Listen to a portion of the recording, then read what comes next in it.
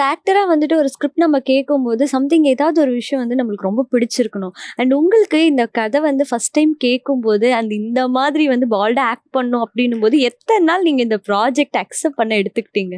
இல்ல ஒரு thinking period. இந்த ப்ராஜெக்ட் அக்செப்ட் பண்ணதுக்கு நான் 2 டேஸ் தான் எடுத்துக்கிட்டேன். ஓ! ஏன்னா எனக்கு ஃபர்ஸ்ட் டைரக்டர் என்கிட்ட கதை சொல்லும்போது நான் வந்து எனக்கு ஒரே ஒரு பாயிண்ட், எனக்கு அந்த பால்டும் லவ் அந்த விஷயங்கள் வந்து எனக்கு ஒரு மாதிரி ஒட்டாத ஃபீல் இருந்துச்சு. அது என்ன மக்கள்கிட்ட எப்படி ஏன்னா இப்போ வந்து யதார்த்தமான கதைகள் தான் ஆடியன்ஸ் பாக்குறாங்க.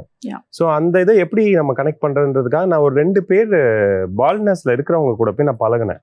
எனக்கு க்ளோஸ் பீப்புள், க்ளோஸ் ஃப்ரெண்டும் க்ளோஸ் கசின் போய் நான் அதை பத்தி கேட்டேன். அவன் கேட்கும் போது தான் எனக்கு அவனோட வலி வந்து இந்த சொசைட்டில வந்து என்னென்ன விஷயங்கள் ஃபீல் பண்ணான்றதே எனக்கு தெரிய வந்துச்சு.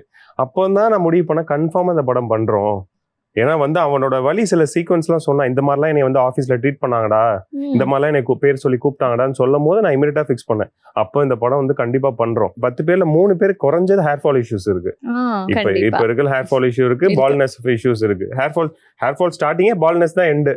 ஸோ அது எல்லாருக்குமே அப்போ கண்டிப்பா இந்த படம் கனெக்ட் பண்ணுன்றதுல ஐ வாஸ் வெரி கீன். சரி, அப்போ இமீடியட்டா 2 டேஸ்ல சொன்னேன், ப்ரோ நீங்க சொன்ன கண்டென்ட் கரெக்ட் பிரதர், கண்டிப்பா பண்ணலாம், இதை கண்டிப்பா கனெக்ட் ஆயிரும். ஏன்னா இப்போ என்ன அந்த குட் நைட் மாதிரியான ஒரு விஷயங்கள் அந்த படமா இருக்கட்டும், எல்லாமே வந்து அந்த யதார்த்தமான கதைகளா தான் கனெக்ட் ஆகும். அதே மாதிரி தான் இந்த படமும் அமையும்ன்றதுல நம்பினேன். அதுக்கு ஏற்ற மாதிரி அமைஞ்சிச்சு.